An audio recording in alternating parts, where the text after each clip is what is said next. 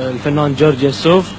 واحب اسالك، يعني احنا سمعنا ان اغنيتك كلام الناس اصلها جزائري، فهل الكلام هذا صحيح؟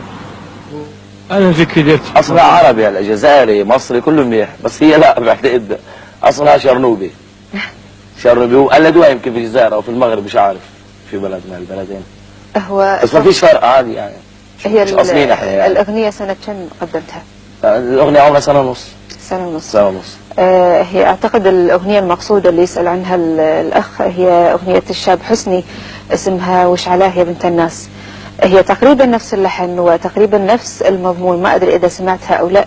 وطبعا الاغنيه تقريبا تقدمت قبل سنه 94، لان شاب حسني توفى في 94. بقى هيك بتكون تعملوا لقاء مع صلاح الشرنوبي وتسالوه السؤال. انا اخذتها من صلاح الشرنوبي. نعم. هيك ما بعرف. اذا هذا ردك على ما السؤال. بقى مش سمعها ومش سمع الاغنيه. ما عندك فكره عنها ابدا. اوكي.